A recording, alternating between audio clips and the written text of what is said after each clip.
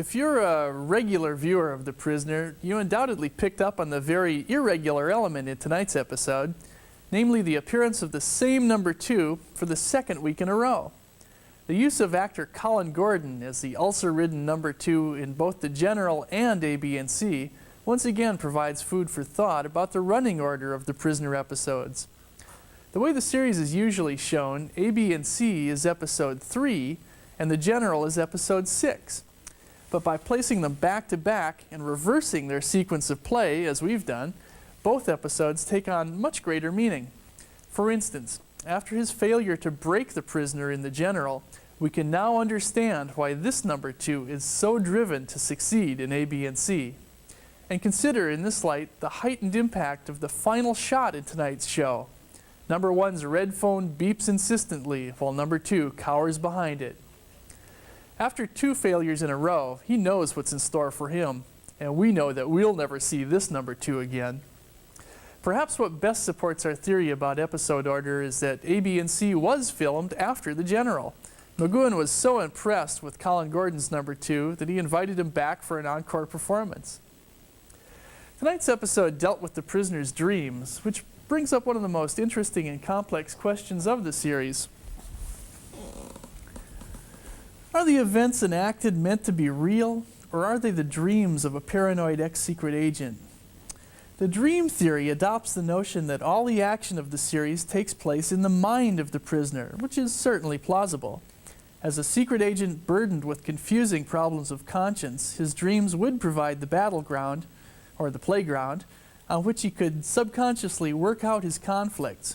In this interpretation, each number 2 would be a facet of his own personality, and all the other symbols, the bicycle, the butler, rover, and so on, would be metaphors of his own unconscious mind, symbols for feelings that he couldn't express in his waking life.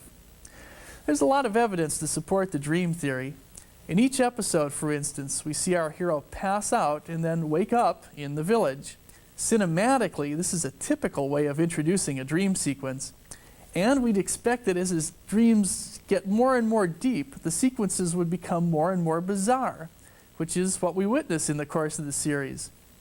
The dream theory also answers many of the thornier questions raised, like where is the village located?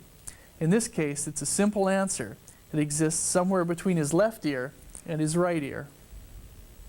The opposing point of view is that these events are supposed to be taken literally, as the real experiences of a resigned spy. George Markstein, who developed the original concept of the prisoner, claimed to have patterned the village after real places that he had learned of during his days in British intelligence. Those who favor this literal interpretation argue that the dream theory defeats the series' main theme of man versus society, as well as unnecessarily complicating things. Are we supposed to believe, for instance, that in tonight's episode the prisoner was dreaming about his dreams? The middle ground between these two opposing viewpoints has been brilliantly expressed by our producer-director, Danny McGuire. Danny believes that the key to the puzzle lies in the prisoner's act of resignation.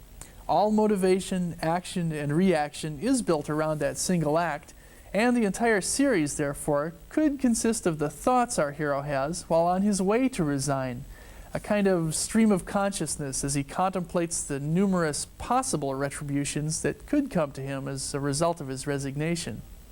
For him, resigning is the way out of a spy's life, his own personal village that's been filled with doubt, suspicion, and danger. Each episode, then, is the reflection of instantaneous thoughts that fortify our hero's personal resolve to resign, to gain his freedom, no matter what the cost. The imagery of the series ending in the same way it began could seem to support this theory. Well, like every other important question within The Prisoner, it seems that there are as many viewpoints as there are viewers, and obviously not enough time to go into them all.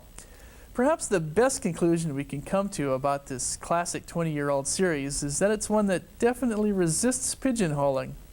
As an allegory, The Prisoner is a combination of reality, dreams, fiction, and fantasy that has been carefully designed to tell us something about the human condition. And the fact that the ideas and symbols presented in the show are ambiguous enough to allow each of us our own interpretations might give us some clue as to what it is about the human condition the prisoner is trying to tell us. Next week's episode is entitled Living in Harmony, and it too might very well have you pondering the same question of dream versus reality, as our hero finds himself in one of the most bizarre situations yet. So until next week, I'm Scott Apel, and ABCing you.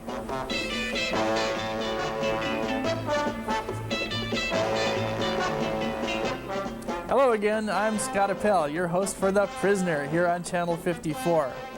In tonight's episode, A, B, and C, the prisoner's role as the mouse in his cat and mouse game with the village changes to that of Guinea. I fitted out 3 vessels, well supplied.